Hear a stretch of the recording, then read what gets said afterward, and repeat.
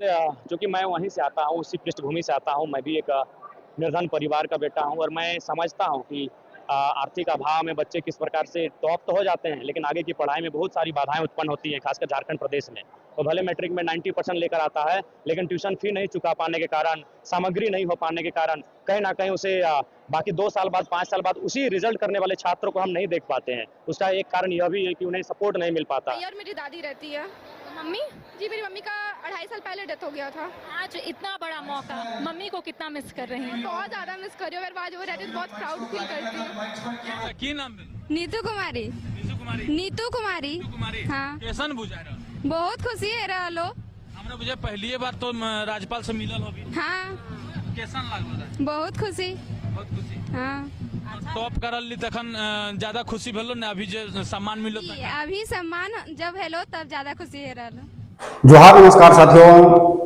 जैसा कि आप लोगों को पता है कि ये जो डुमरी के विधायक हैं जयराम महतो जी, उन्होंने जो चुनाव के समय जो वादा किया था कि अपना जो मेरा निजी सैलरी होगा विधायक बनने के बाद में 75% सैलरी वो मैं क्षेत्रवासियों के जन कल्याण कार्यों के लिए वो उसे डोनेट करेंगे, वो उसे समर्पित करेंगे। उनकी जो 3 माह की निजी सैलरी है उससे उन्होंने तीनों प्रखंडों के जो टॉप 10 के छात्र हैं, 10वीं के और 12वीं के तीनों संकाय के, उन सभी के प्रतिभाओं का सम्मान किया। वहीं डुमरी विधानसभा के जो 70 पंचायत हैं और 70 पंचायत में जो टॉपर रहे हैं उन सभी छात्र छात्राओं को भी उन्होंने सम्मानित किया। इस सभा में जो झारखंड के राज्यपाल हैं श्री संतोष गंगवार जी, वो भी वहां पे मौजूद रहे। जयराम महतो की उस दिन के कार्यक्रम की अगर मुख्य बातों को गौर करें तो उनमें सबसे जो भावुक करने वाली बात थी वो उनकी बचपन की जो यादें हैं या उनका बचपन जैसे बीता। वो बताते हैं कि जब वो 1.5 वर्ष के थे तब उसी समय उसके पिताजी की मृत्यु हो जाती है। उससे कुछ महीने पहले उसके जो दादाजी हैं उसकी मृत्यु हो चुकी होती है।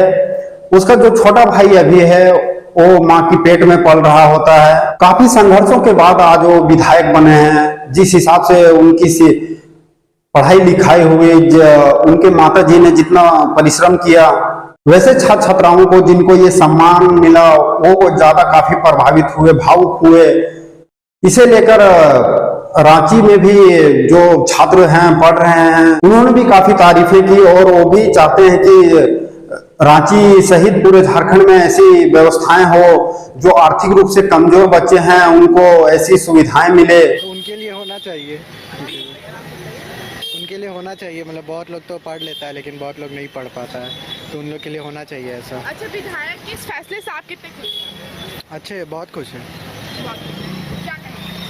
हाँ, मतलब ऐसा हर जगह होना चाहिए ताकि जो बच्चा मतलब वीक घर से है, मतलब जिसका बैकग्राउंड वीक है, इकोनॉमिकली वीक है, उसको ये सब मिलना चाहिए मौका पढ़ने के लिए। तो इसके लिए हमारे नेता ही लोग को काम करना चाहिए। इन विधायक का बहुत अच्छा एक स्टेप है ताकि और लोग को मोटिवेशन मिले इससे।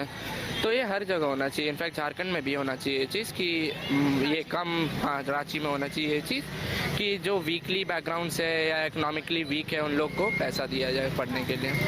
वहीं अगर इस कार्यक्रम की बात करें तो इस पे कई सारे सवाल भी उठ रहे हैं। उसमें से जो मुख्य सवाल है कि ये जो विधायक जी कह रहे हैं कि ये उनकी निजी सैलरी की है, 3 माह की निजी सैलरी की है और उसके 75% की है।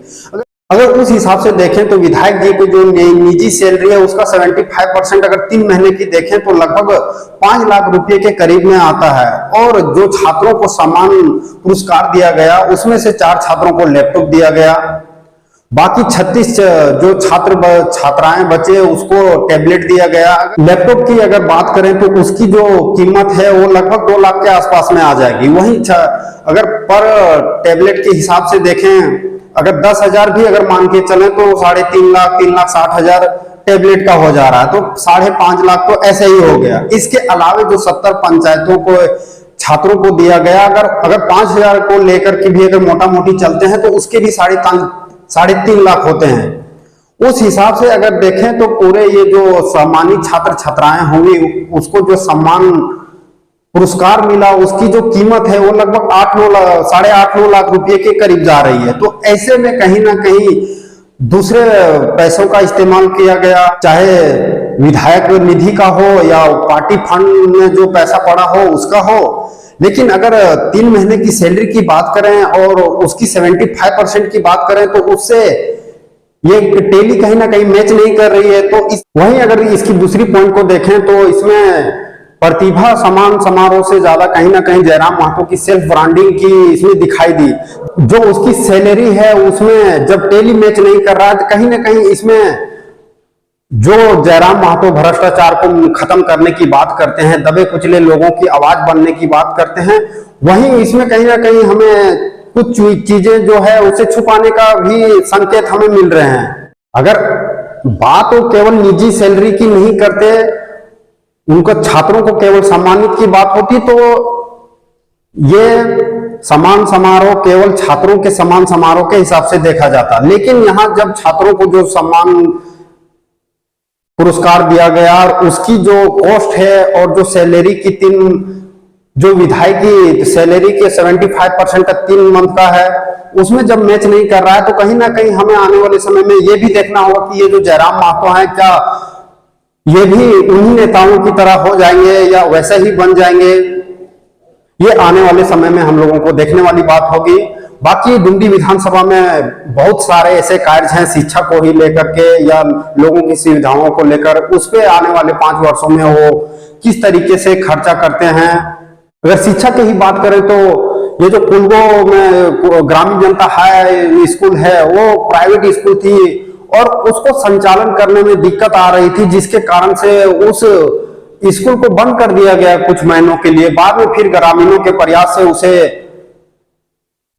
चालू किया गया है, लेकिन ग्रामीणों द्वारा जो उसके कमेटी सदस्य हैं स्कूल संचालन करने वाले, वो लगातार इसके पहले जो विधायक रहे जगन्नाथ महतो जी, उनसे लगातार बातें करते रहे कि इनको सरकारी दायरे में लाइए ताकि सरकार से इसे प्रोत्साहन मिले, प्रोत्साहन राशि मिले, उसको मान्यता मिले, जिससे हम ये जो स्कूल है बंद ना हो, बंद होने की कगार पे ना हो।